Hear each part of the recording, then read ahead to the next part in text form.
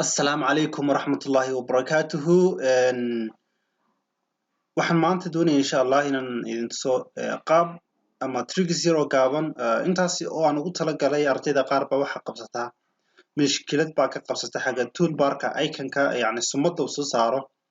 ma calaamadaha uu soo saaro markaad isticmaalaysid tusaale markaad isticmaalaysid brush tool oo kale caqabad baa ka qabsan karta ka wada noqdo tusaale halkan hadda aragtid imika waxaan sitaa wuxuu yahay waxba kama arko ama wuxuu yahay ma garanayo lasso tool hadan imaado lasso toolka noocan wato ma garanayo polygonal hadan imaado ma aqaano quick selection hadan imaado ma aqaan wuxuu yahay marka object-yadan ama maxaa la dhahaa toolskan aan qaadanayo ma kala fahmayo waxa la waxaan sita waxa uu yahay tusaale markaan doonayo brush tool aan qaato waxa ma brush tool ba mise waa quick selection ma kala fahmayo marka waxaan doonaynaa inaan xalino mushkiladaasi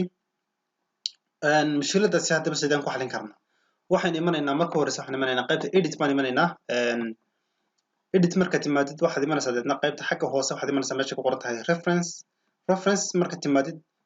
waxa loo baahan yahay inaad timaadid meesha ay ku qoran tahay interface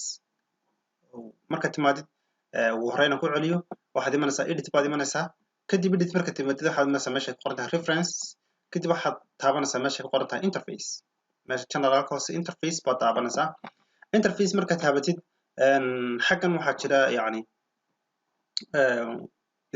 qayb fara badan wax laga bedelo workspace kooda kale hadii wax doonayno wax ka bedelno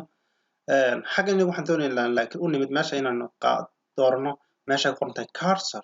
cursor waxa weeyaan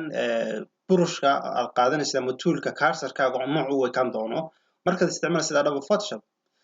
Photoshop hadaba cursorkayga ma hadaan ka dhigto standard hadaan ka dhigto halkaasi waan halkan kalena ka dhigtay standard imika painting hadaan doonayo inaan paint sameeyo kana isticmaali karaa normal baan isticmaali karaa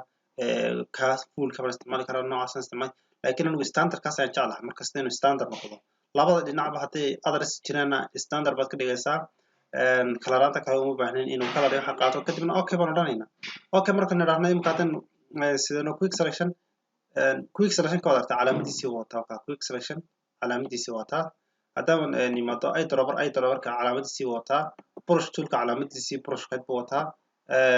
column stamp tool calaamadeedii bay wadataa eraser tool calaamadeedii bay wadataa ama sumadeedii bay wadataa pen tool sidoo kale sumadiisii ama calaamadiisii wadataa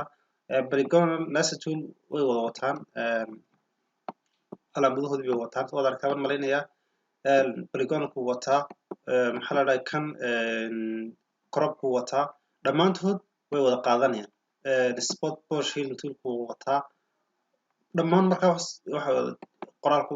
wuxuu soo qaadanaya tii way inoo muuqanaysaa